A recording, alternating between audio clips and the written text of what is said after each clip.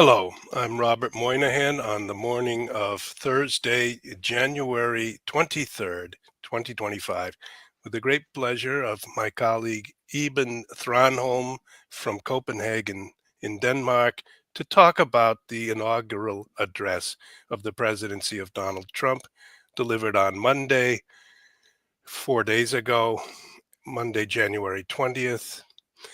Eben, you had a lot to say and to think about when you heard this speech, and you asked me if you could have the chance to go through it, and I'm delighted to do so. Yeah, thanks. I mean, as Catholics, as Christians, I think it's important that we look at our political leaders from a spiritual perspective, because these days, I mean, politics and spirituality is more and more connected. Even Tucker Carlson said a few months ago, he said that you could not understand what's going on today at the political scene without taking the spiritual aspect into consideration, because he said it was actually spiritual warfare. There is a lot of irrational things going on, and if you don't look at this from a spiritual perspective, you can't understand it at all. And that's why I think we need also to look at Donald Trump from a Christian spiritual perspective. And since he claims that God saved his life to make America great again, I think he is into this kind of, political, spiritual aspect himself. And I was wondering, there were many things that I were kind of mystified about, and we can talk about, several points in his speech, but I think, or his address, but I think when he claimed that God saved him to make America great again, I just felt kind of uncomfortable. Not because we haven't, believed before in history that God interacted, and God can interact, and he does. But for a point of reason, you would say, okay, why would God now wants to be sort of supporting America as a greater nation? Would that fit into God's salvation plan for humanity? Well, that now Trump is appointed as God's right hand to make America great again. I mean, does that fit into our Catholic worldview? I'm not so sure about that.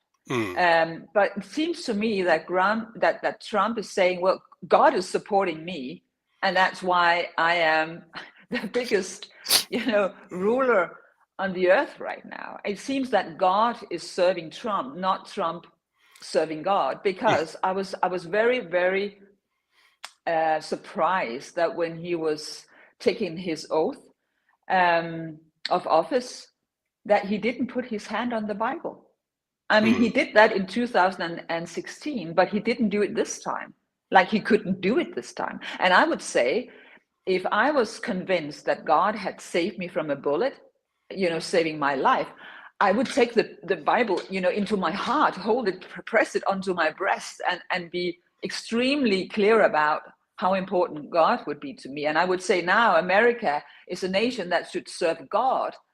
But in my ears, and I may be wrong, it seems to me that, Trump wants America to be respected and admired. That was what he said. Like he wants to be admired and respected himself. I mean, Donald Trump has an enormous ego. The way I see him, he's boasting about himself constantly. Whenever he gives a talk, he has done that for quite a number of years, he's always telling us how wonderful and how good he is, that he's awesome, and he's, all these achievements and how fantastic he is. Some would say that he's even kind of narcissistic. So I would say now it seems to me, since he couldn't put his hand on the Bible, and I would say, well, maybe there is a spiritual reason that you just can't do that anymore.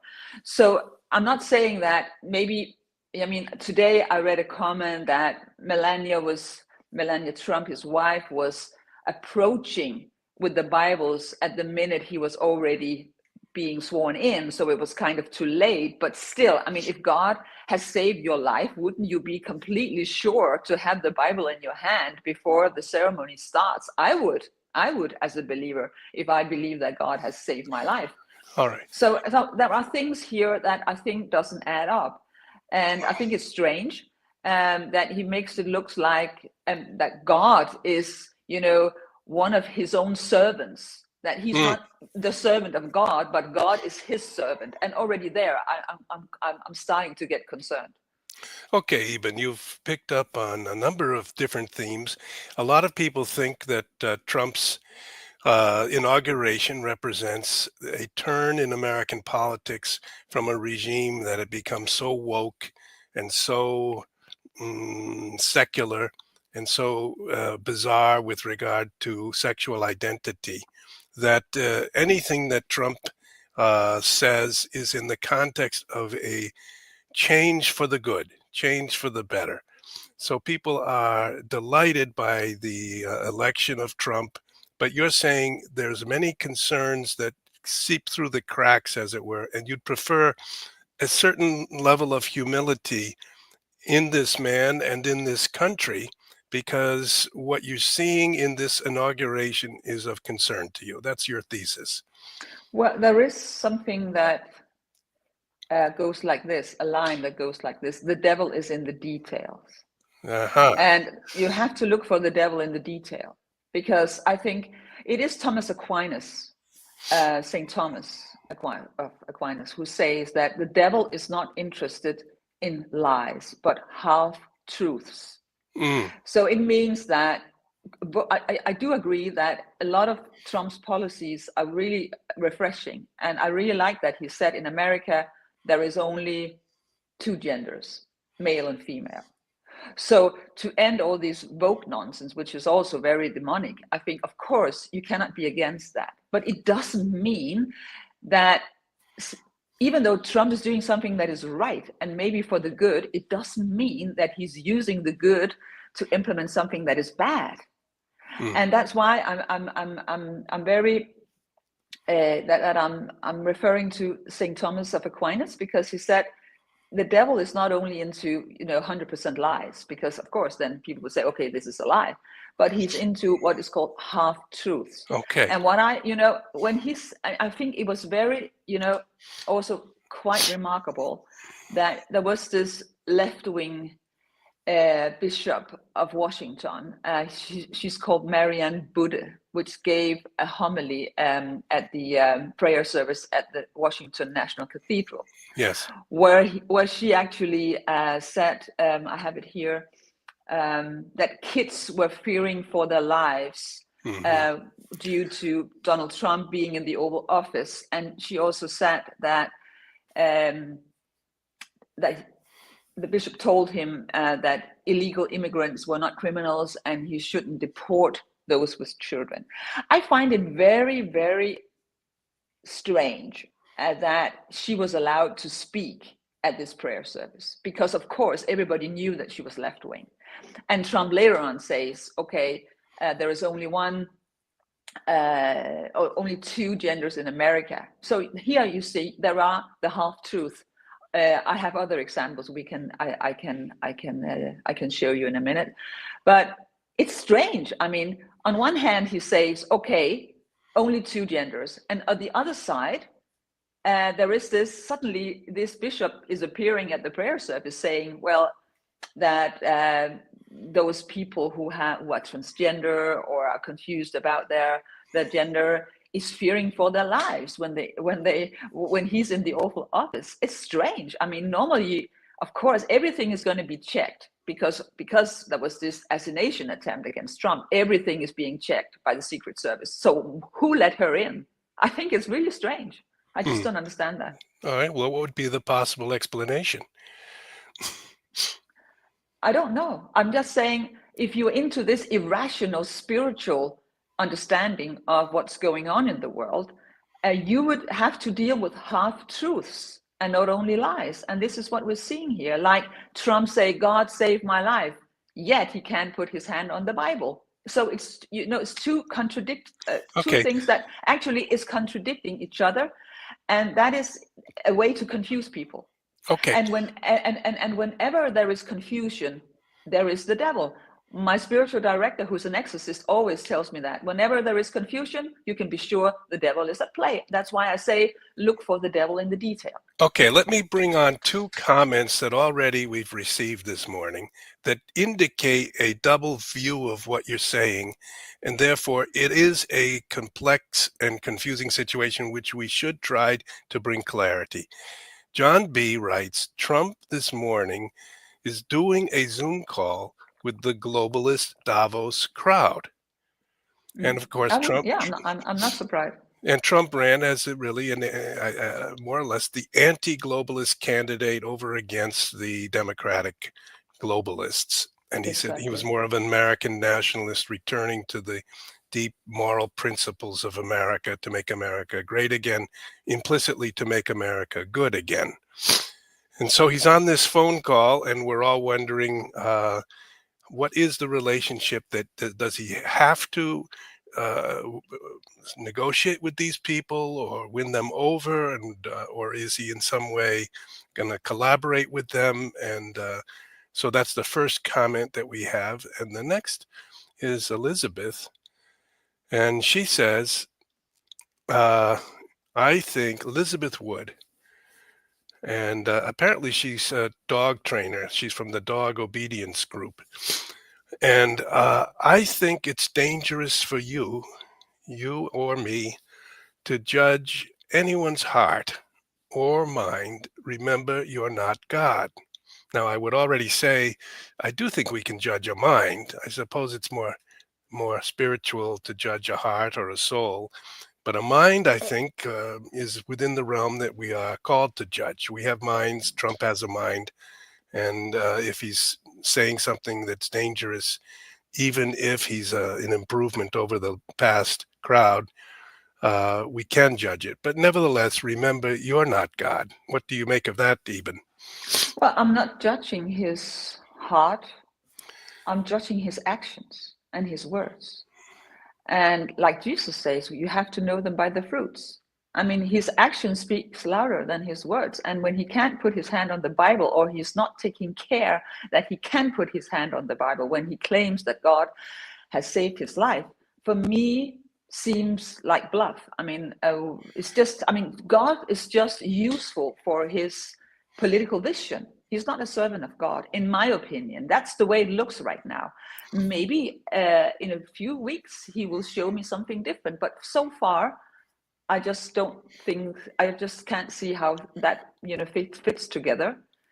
And there is another half truth I would like to point to, and that is, he said in his speech, his address, that he would reinstate military members who objected to the COVID vaccine mandates. Wow, that's great. And one of the first things he did was to pull America out of the World Health Organization.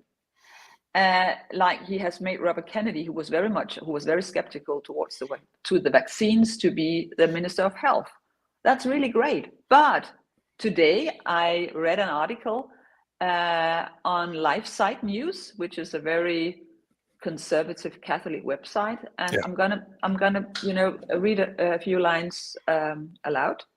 It says, AI CEO says Trump's Stargate partnership would lead to personalized mRNA cancer vaccines. Yeah, I know this is a big concern. Yes, go ahead. Yeah, and it says that Trump hosted 3 top AI executives to tout a $5 billion partnership, dubbed Stargate, to build AI data centers across the country, during which Oracle's Larry Ellison suggested AI could be used to develop personalized mRNA-based vaccines, which critics warned could be Operation Warp Speed 2.02. Yes. Or 2.0. And I think that's very alarming, because they want to produce these vaccines to prevent cancer, and it can be produced within 48 hours. So, I mean, now people are going to take some new shots, and they're going to collect all this data. I mean, can you see where this is going? I mean, I think it's just a disaster. So again, here he's pulling the United States out of the World Health Organization. That's good. and he wants to reinstate these military members who objected to the COVID vaccine mandates. But with the other hand, he's introducing this. So it's again, it is a double agenda, and that's what I don't like. I think that's very, very concerning. Well, I am concerned as well, and I see it as a double agenda, but I'm not sure what Trump's true opinion is and what he really, as a very savvy guy, what may be his role in all of this. I do think that this mRNA technology, and I had once a whole day-long conversation with Robert Malone. I visited him, and he's one of the guys who developed the technology in the 90s. He lives in Virginia. And he also collaborated with Bobby Kennedy Jr. to write the book, The Real Fauci. So, but people are now seeing that this mRNA technology, which somehow alters the genetic code in some way or adds some, it's a new technology which they are treating as a panacea. This will heal all of the mistakes and evils that we have in our system. This is why I'm troubled by it, because ever since this began, we've been leaving aside the idea of our God-given immune system, which is a marvelous system where you're a little child will play in the mud and get immunity to all sorts of things because our immune system places us in a stronger position as soon as we're exposed to something that threatens us. But now there's a kind of almost Promethean desire to change man's very genetic code and to make a lot of money and to have a lot of control as you go through this process. And Exactly. all these multi-billionaires around Trump in a circle around him, and what you just described is true. They've got this new initiative, 500 billion supposedly will be invested into it, and it will generate personalized mRNA vaccinations for each of us. So that if I'm going to get a little tumor in my throat or something, that will be taken care of. If you're going to have some tumor, a breast tumor or something, that will be taken care of. It will be directed towards your personal genetic code. Now, on the one hand, you're thinking this is an advance and very wonderful, and maybe it's within the purview of human science to do this. But on the other hand, all the money involved in it and all the laws that demand that you take certain vaccines that we passed through in the COVID time without any recognition that people had their own immune systems, that if they got COVID and then had fought it off, they had already developed a type of immunity. All of this means we're in a kind of larger world now of medical, scientific initiatives which are seeking a kind of global presence, and that Trump has gotten himself in the middle of it by being elected president of the United States, the single most powerful country in the world. And you're going to be watching very carefully how this develops. But you're concerned, I guess, also that Bobby Kennedy hasn't said a word about any of this. Well, yeah, it's also a mystery how he can be part of this if they're having a double agenda, and the whole thing seems to me very strange. And also, he said something else that I noticed in his address, and that was America doing the impossible is what we do best in America, he said.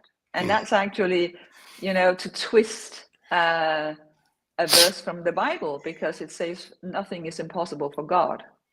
Yeah. So it means that he's actually taking upon himself the role of being a kind of messiah. And what I don't like about, maybe he has good policies. I think there are many of his initiatives and his policies are good, but the whole cult around Trump, that he's being worshipped as a messiah, and he wants the whole world to pay allegiance or some kind of, like he said, America. I want to make America being respected and admired again. So the whole idea of this kind of, I don't know whether it's actually patriotism or it's self-worship that he wants to drag people into. because this idea that make America great again, and he wants to expand America, like he said, we're going to, now he's already in charge of the Mexican Gulf. He said now it's going to be called the American Gulf. I mean, I think he has some kind of Napoleon complex or Messiah complex. And I mean, that's not new in history. We have many other rulers who had the same idea, but it's very dangerous these days because of technology, as you just pointed out, and all these billionaires that are around him. And I think that's very dangerous. And nobody knows right now if Trump is going to be the Trump that we thought we were voting in, or you thought you were voting in. I'm not an American. I didn't vote for him. He also said some alarming things today about Russia. He said that it was concerning the peace process in Ukraine, and then suddenly he talked about putting more sanctions on Russia. Yes, and yes. And he was not friendly at all. He was not a peacemaker. Like he said, also, I want to be a peacemaker. What does that really mean? So again, double agenda, double agenda. On one, I mean, with one hand he says something, and then he contradicts himself with the other hand and says something else. So it's very difficult to know what he really wants. Well, I would say we have to be careful. I would be a little more cautious than you've been. And I would say Trump certainly has spent 8 years in the public eye now, 4 years as president, when he was contested by so many on the other side of the aisle.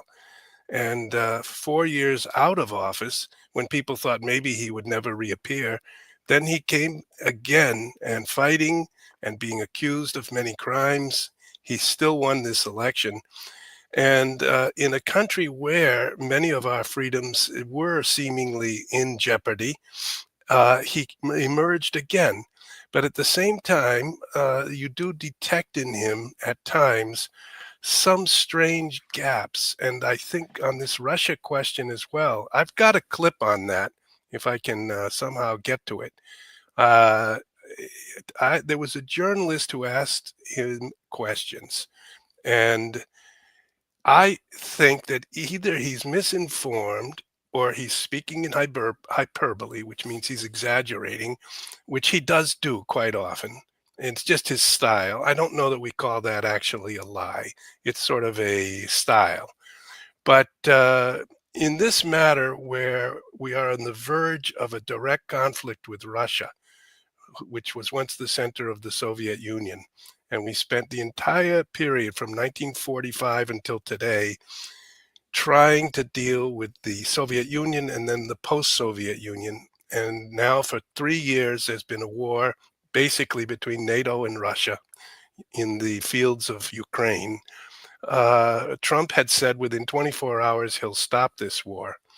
And I've got a clip here that I'm going to try to share where the journalist says, "What are you going to do?" And Trump answers. Here's what he said. Could be very soon. And you talked a bit about Ukraine and Russia, but how long do you think it would take to end that conflict? And I have to speak to President Putin. We're going to have to find out. He can't be thrilled. He's not doing so well. I mean, he's grinding it out, but most people thought that war would have been over in about 1 week. And now you're into 3 years, right? So he can't be thrilled. It's not making him look very good. Now, eventually, I mean, it's a big machine, so things will happen. But I think it'd be very well off to end that war.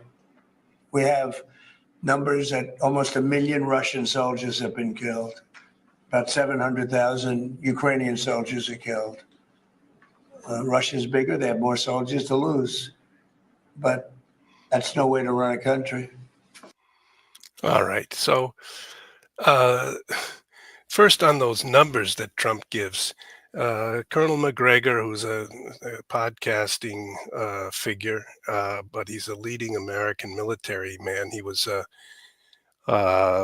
highly decorated official of the Iraq War.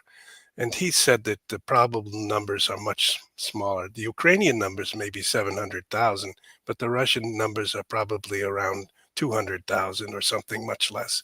So if Trump says 1 million, he's either been misinformed or he's exaggerating in posturing for some type of peace talks. But he's again saying that it's really on Putin to stop the war, where it's the West that has been supplying enormous amount of material and funding for this war. And the prior attempts to negotiate a peace in the spring of 2022, when Russia and Ukraine were starting to consider something more or less along those lines of Minsk I and Minsk II, and ending the war after 4 or 6 weeks, when only a few thousand soldiers had died. And now it may very well be that the total of both sides is up to 1 million soldiers. So this is a type of a Holocaust. It's a horrible destruction of the young men of Ukraine, and it's a terrible destruction of the young men of Russia, who are also bringing in people from the far east of Russia. A lot of the soldiers fighting for the Russians have come in from Siberia or the Chechens. But it's somehow a simplistic view of the war, and it doesn't recognize that the West also should somehow initiate this process by offering a kind of bona fide, saying we understand fully the complexity of this situation and we're ready to talk it through so that human lives can be spared and some type of a just peace can be reached. It's kind of a belligerent and almost posturing position that he took in that little interview. And that was of great concern to me, because he did say within 24 hours, I'll be able to put an end to this war. But we're now 4 days in, and it looks like it could be weeks or months. And of course, as the time passes, the danger emerges of a direct confrontation of two nuclear powers, which is the last thing that I would want. And I've spent my entire life trying to assure that that wouldn't happen, also by traveling in Russia many times, getting to know people in the Russian Orthodox Church. So, Iben, go reflect again for a moment on that situation, which is one of the great issues that Trump faces. To me, it seems that Trump is not a thinker, and he's definitely not an intellectual. He's a businessman. And whatever conflict he's into or deal he's into is that he wants to be the winner. He wants to make a good deal, and he wants to be the winner always. He has this kind of winner complex. He also said, we're going to win like never before in history, he said about America in his inaugural address. So it is this, so for him, it's about coming out as the winner, no matter what it takes. And I don't think he really cares about the history between Russia, Europe, and all the complexities there are in Ukraine because of history. For him, it's about making a good deal, and he would be the star. And I think he's very simple-minded in that sense, and that could be dangerous, as you said, because he doesn't really care about it. He just wants to, like, when he was saying, I can end that war in 24 hours, it was again like he was boasting about himself. Now, when he is the president, it's going to be a different story, and probably he would say, well, this is Putin's problem. And if he's not going to do what I want, I'll just put some sanctions, or I don't know, escalate the war somehow. So it's very unpredictable, and that's what is dangerous. I mean, when Trump was elected the first time in 2016, I was very pro-Trump. But over the years, I started to see that he was a lot of hot air and not really delivering any good results, in my opinion. And now I think he doesn't really, he doesn't have to care about being reelected. The only thing he has to care about is how the history books will look at him and what will be written about him. And that could be quite dangerous. Well, I don't want the viewers to get the wrong impression. Both you and I have a lot of hope that the positions Trump has expressed and the energy that he's expended, he's really worked and gone on the road and spoken and exhausted himself, I would imagine, to try to make a turn in the leadership and direction and even the ethos, the way we view life of the United States of America, which then is important for the West and for the whole world.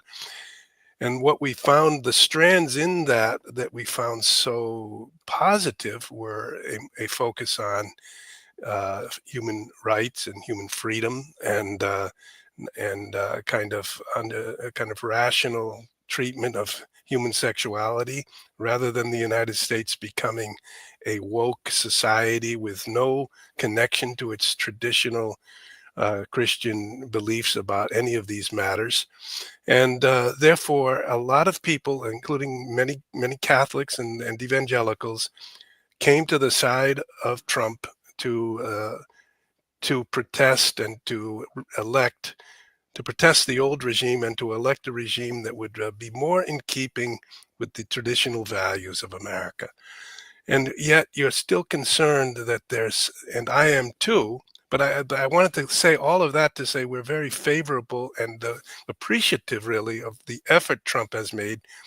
But all the more reason to watch to see whether the jackals around or the vultures around will try to take advantage of him, mislead him, or even appeal to some vanity that he may have, and therefore lead him into some decisions that really would not be in keeping with the idea of making America great again or making America good again.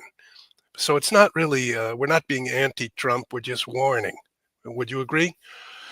I would say the truth is that Trump could only be elected in a post-Christian America, because the whole cult around Trump is, a sign that we are in a post-Christian area, because people really put their hope in him as a kind of savior.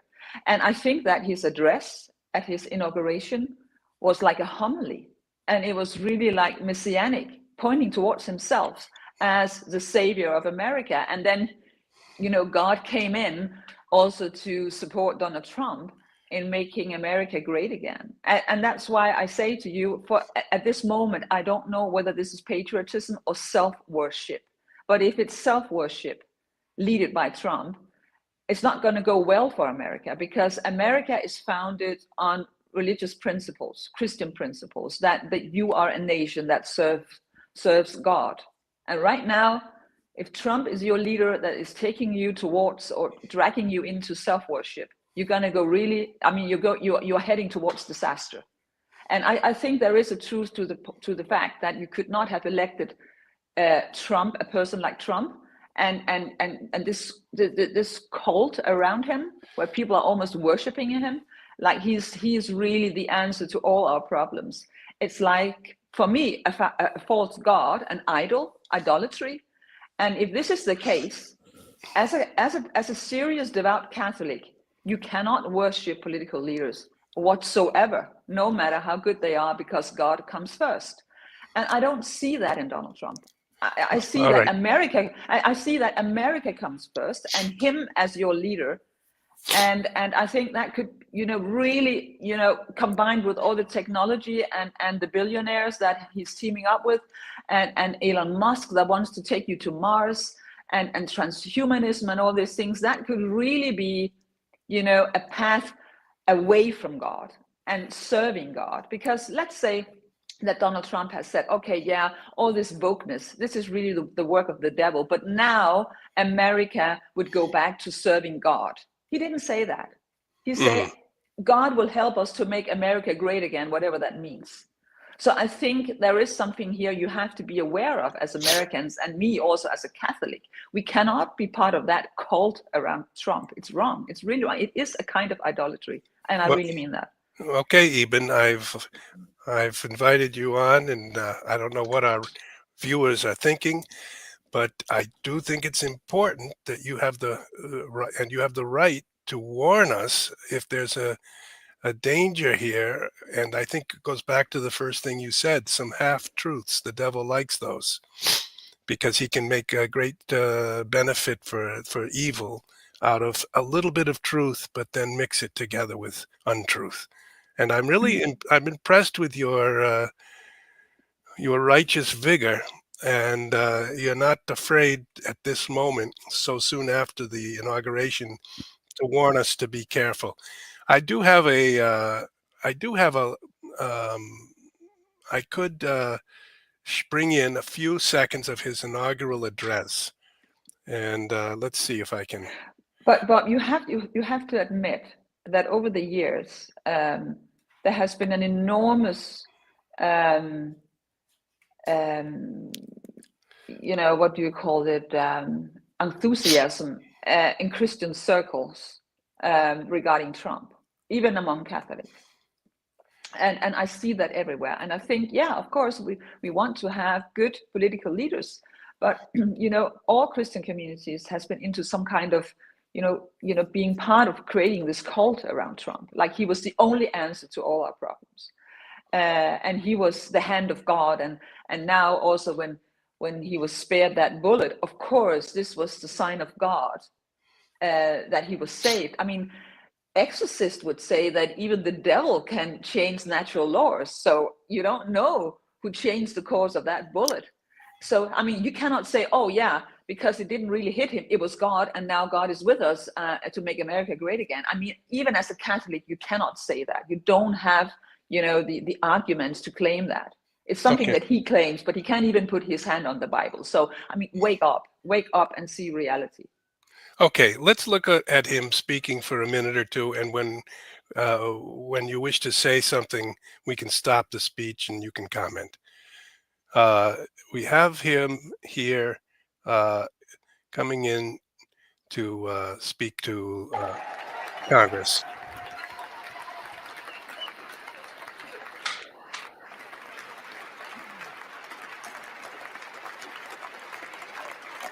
Okay. Thank you very much, everybody. Well, thank you very, very much. Vice President Vance, Speaker Johnson, Senator Thune, Chief Justice Roberts, Justices of the United States Supreme Court, President Clinton, President Bush, President Obama, President Biden, Vice President Harris, and my fellow citizens. The golden age of America begins right now.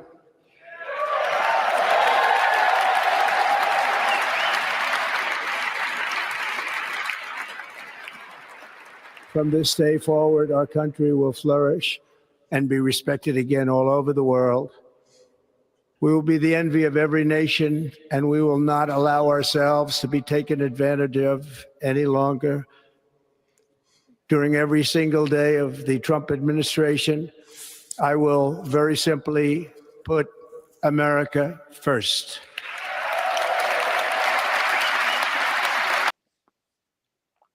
Okay. And our top priority will be to create a nation that is proud, prosperous, and free. Okay.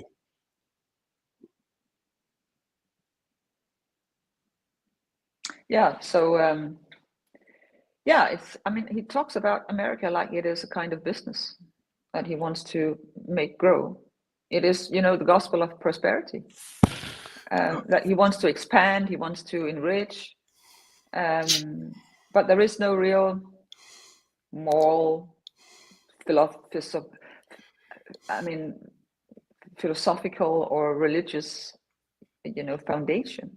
It's all a matter of winning, expanding, enriching. All right. So that's a thesis that you've presented with great force. We've got some comments here. Old friend Jim Burton, good to see you, Jim. He's an expert on the Shroud of Turin. He gives lectures about the Shroud. He lives out in Nebraska, in the Midwest. And he has got a large family, and he's a wonderful man. I appreciate both of your perspectives, Robert and Iben, but consider the alternative. If Harris and Waltz were in control now, had they won. Yes, politics is not our salvation, but let us have hope. Any comment? Well, we haven't seen what Donald Trump has in store for us, but I know that here in Europe, people are very concerned because it might be that he will pull America out of NATO as well. He doesn't really care about, Europe. He said that, I heard him say yesterday that EU has not treated us very nicely. They don't want to take our cars. So he was very angry with the European Union. And I don't think that Trump cares a lot about Europe. So the whole, old alliance we have had since Second World War is probably going to be disrupted. It means that the US will not anymore be in a kind of close alliance with Europe. I mean, we see that here in Denmark concerning Greenland, and people here are quite alarmed about it. And if, let's say that Donald Trump leaves Europe on its own, I mean, what happens with us concerning Russia? Do we need Russia to protect us against Donald Trump in the end? I don't know. Anything can happen. But I just think that he's going for a new world order. And whatever that world order is, we don't know yet. But it's quite clear that he wants to expand America. He wants to, to Greenland to be part of America. Now it's called the American Gulf. I know there are historical reasons that it has been named the American Gulf before. But he has this kind of imperialistic idea that he has to enlarge America. He has to make it bigger and greater. And I don't think he wants to spend money on NATO and Europe because they don't support his vision about making America great again. So he would leave Europe to its own. And then you have Russia on the other side. So it can be a totally new situation for everybody and people here in Europe, because the old world as we know it, with Europe and the US being allies, might not exist in 4 years. So I don't know what's going to happen, but I just see a lot of things that are concerning to me. Like I said, the double agenda that he pulls out of the World Health Organization, and at the same time he has this new idea about the mRNA vaccines and the whole Stargate partnership, and I think that is contradictory. And I'm not judging Donald Trump. I'm just concerned about what I see and what I hear. That's what I'm commenting on, and I'm just trying to be awake and see, okay, what's going on here, instead of just being in this blind adoration and worshipping of Donald Trump as the answer to all our problems. I'm just more skeptical, and I just seeing this from a Christian perspective. I'm trying to see whether does this fit into my Christian worldview, that suddenly America now should be almost like the kingdom of God on earth. I'm not so sure about that. Well, okay, we've got to really take into consideration the reality of politics. At the same time, the life of the church and the message of Christ being that his kingdom is not of this world. These are the two main contradictory themes that run throughout these past 2,000 years. Even when Rome converted to Christianity and the great cathedrals were built, and Christianity experienced the golden age in the 300s into the 400s, and then the Roman Empire fell, and Christianity continued to be a kind of leading force in society throughout the next 1,000 years, with the Benedictine monasteries, the preservation of classical culture, etc. Now, in the modern world, we've got what we call a post-Christian society. We've got the church, which has been really for 60 years attempting to deal with the modern world by being in dialogue with it and be in dialogue with everyone in the entire world. And then these regimes that shift and emerge and pass away, like the communist regime that went almost like a mist. It seemed to disappear in 1991 after being the strongest political power in the world. And then Europe with these various nations, but then becoming the sort of United States of Europe, but then changing its demographic complexion by tremendous immigration, so that this fact of the decline in some way of the United States in recent years, and then its proclaimed reemergence under Trump, is a great question. Is it a secular phenomenon, or is it in some way a divinely inspired renewal of the deepest desires of the human heart to build a society which is not only free but good? And you're saying we should be cautious because the politicians and the billionaires often are not moved by religious motivations. And we seem to be in a phase where we're tempted to go along with it. And of course, even in our church, we're trying to negotiate between the tradition and the development of so-called development of that tradition.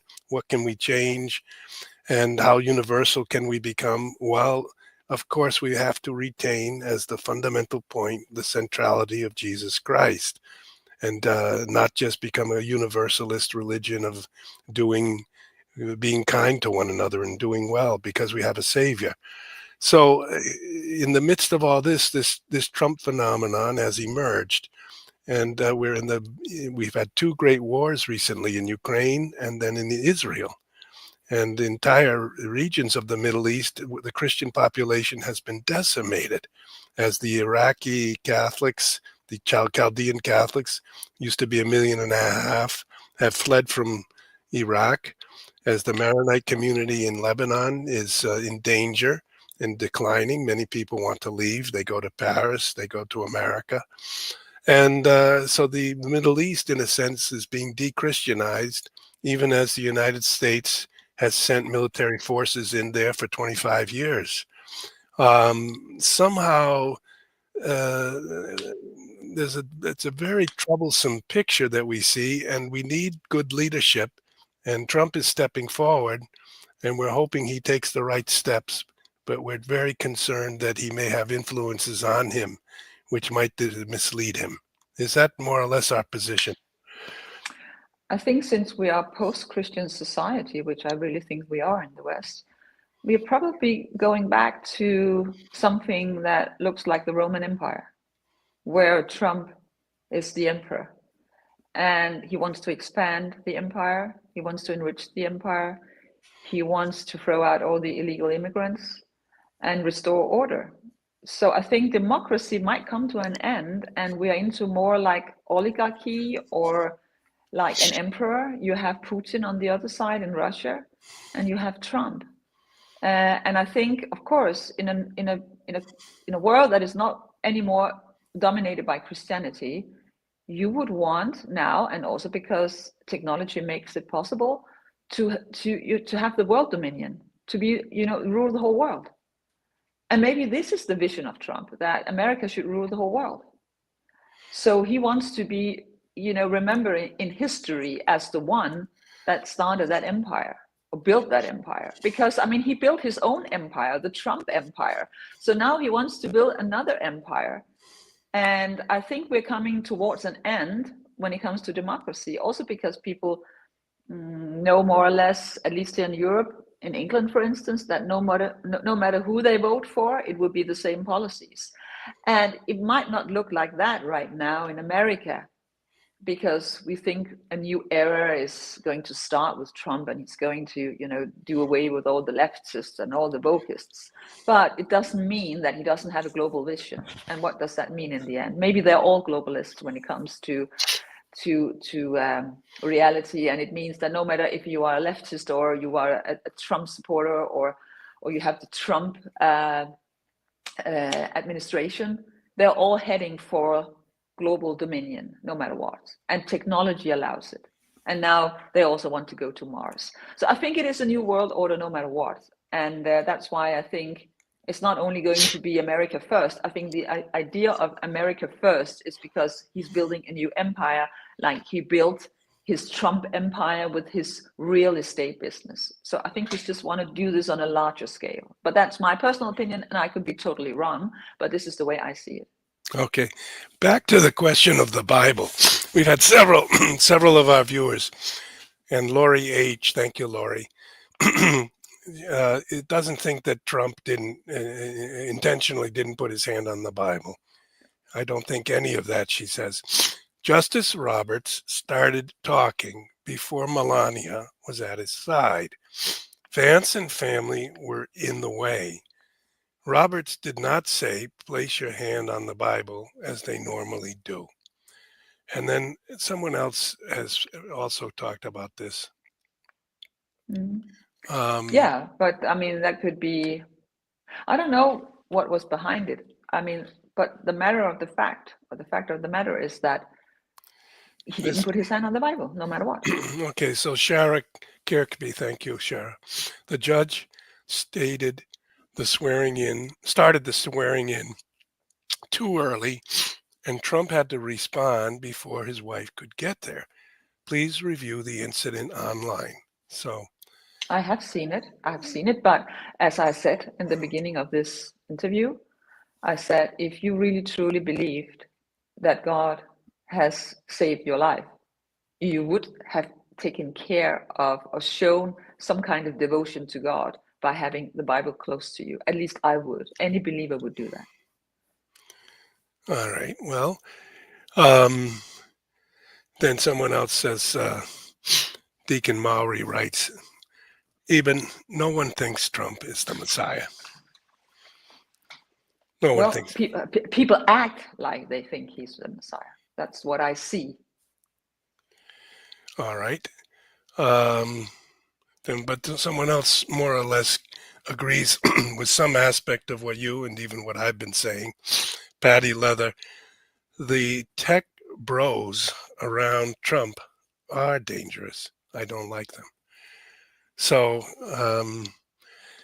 it's a situation where 4 days into this new government, there's a lot of relief that we don't have the old government, whether it's seemingly led by a man who wasn't even really mentally present, and or would have been led by his vice president, who seemed to be very opposed to important principles of traditional morality and traditional American life. So people are relieved of Trump's election. That seems to be the common feeling in this circle that we're in. But you are presenting a concern that there may be influences on him and there may be currents moving around him that portend new dangers, not the ones that would have been under Biden or Kamala Harris, but and you're pointing the finger at possible type of character and personality which could be exploited. And in a way, I think you're trying to be a voice of reason and of faith, saying, let's be careful in the extent of our praise of this new golden age. What would be some of the possible negative fruits of this new golden age? You've already stated them, that it's a mercenary age, it's an age of money, an age of winning. Instead of just a win-win where both sides win, it's one side wins and therefore can, go like that. So you have a different vision of the type of civilization that we ought to hope for.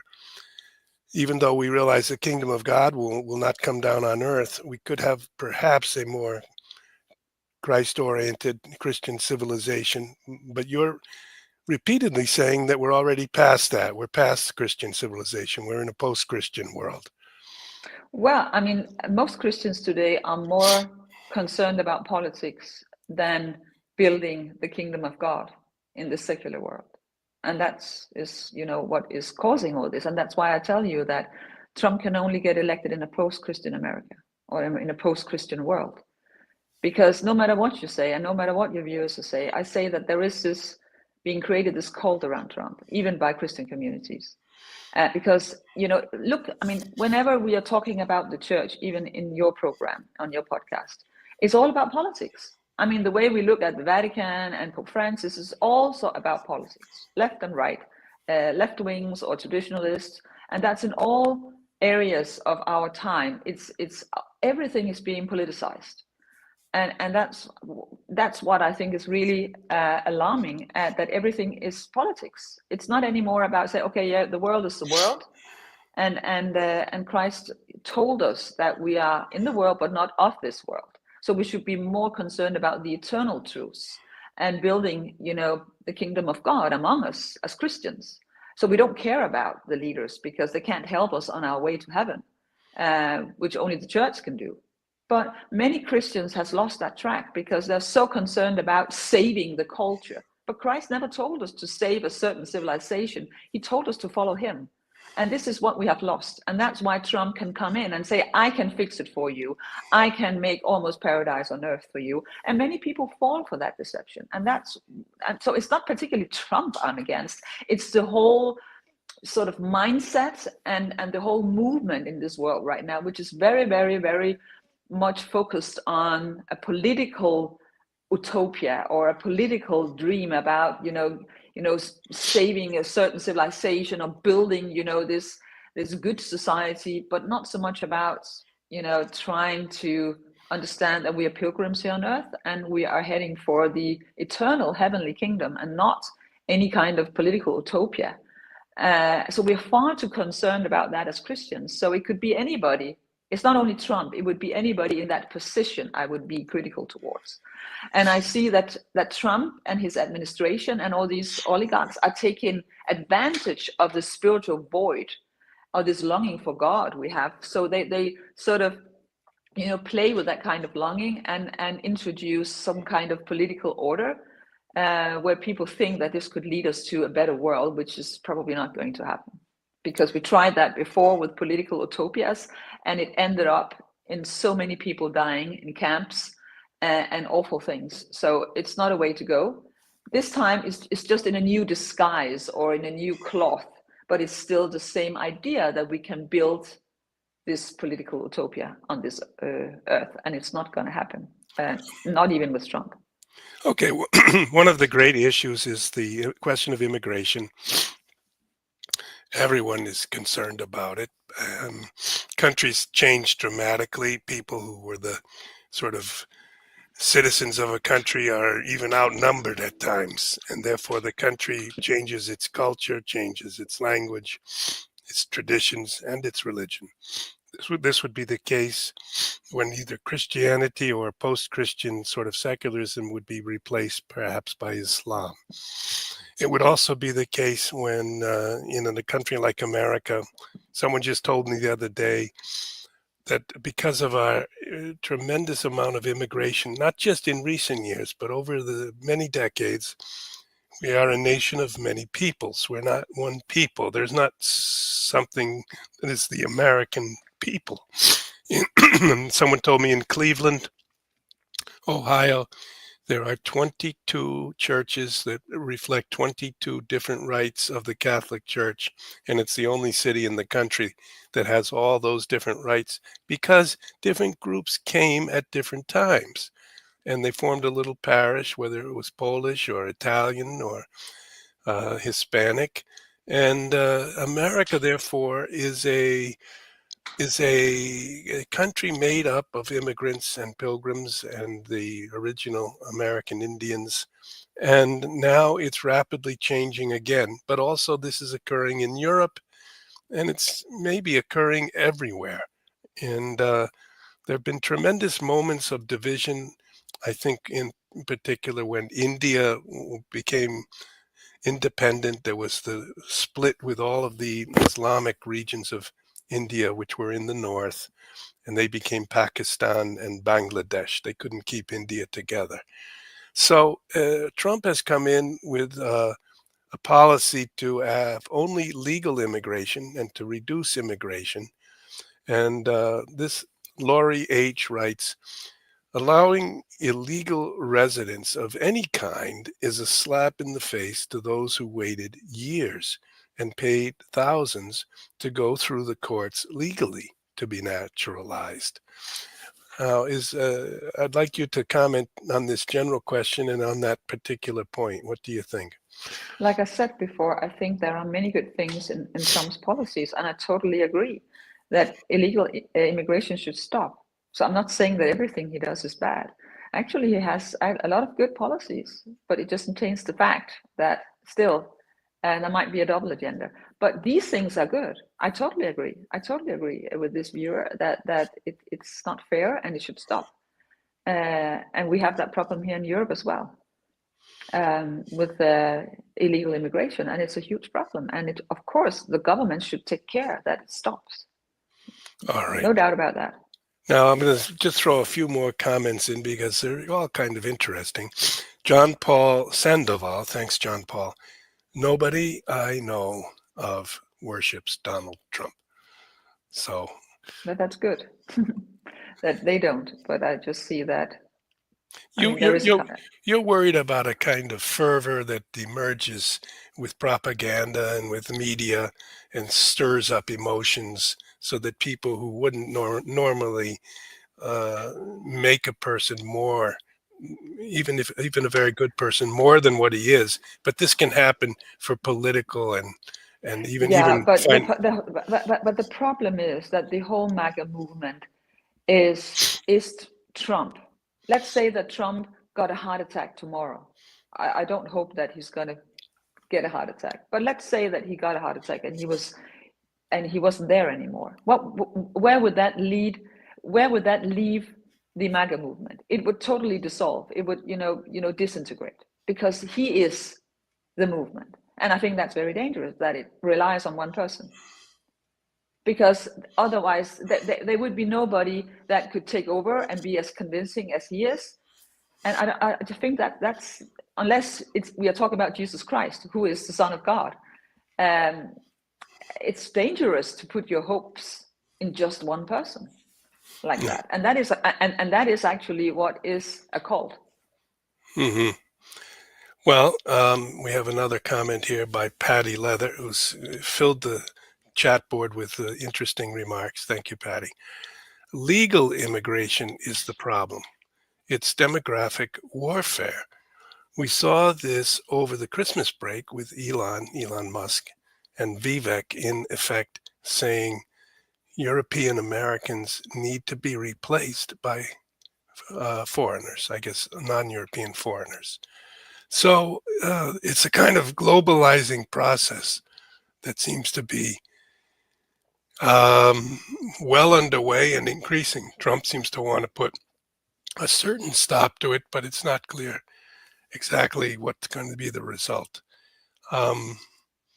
Any other comment there on that, on this overall de-ethnicizing of almost every nation in these?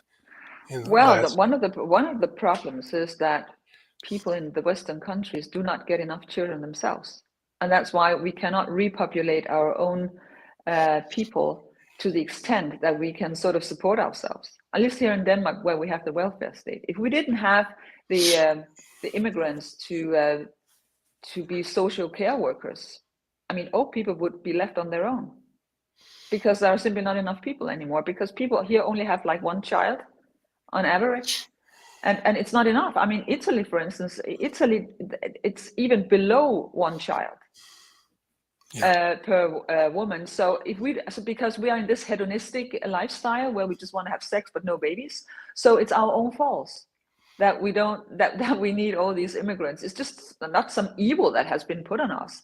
It's simply needed because of the governments cannot make the wheels go around if there are not enough people to pay taxes or to work. So it is a matter of our own sexual revolution that has caused this crisis. All right, we have someone here. Someone here is calling. Okay, this is John Paul again. Pray for Donald Trump that his decisions are in the best interests of the people and parallel with Catholic Church teaching.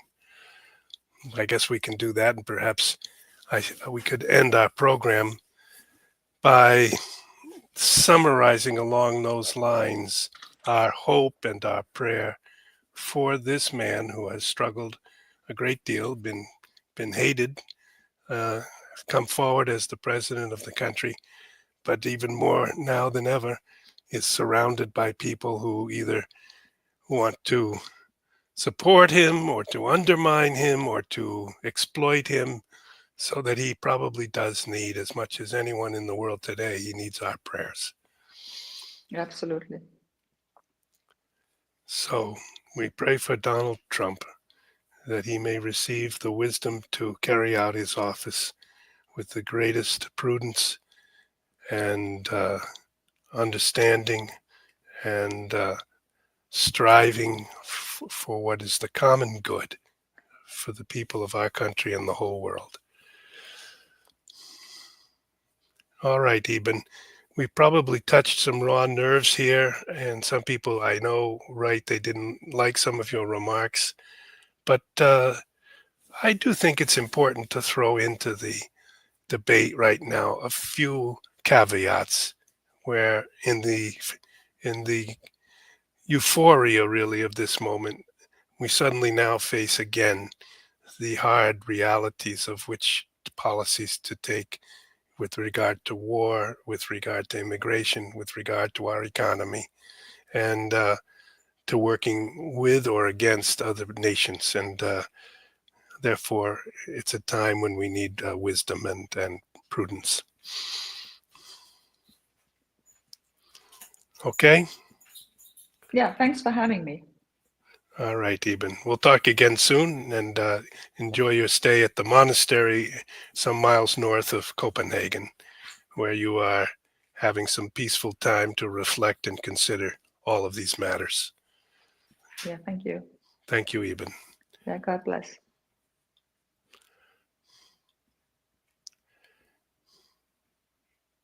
And the stream, I'm just supposed, oh, here we go.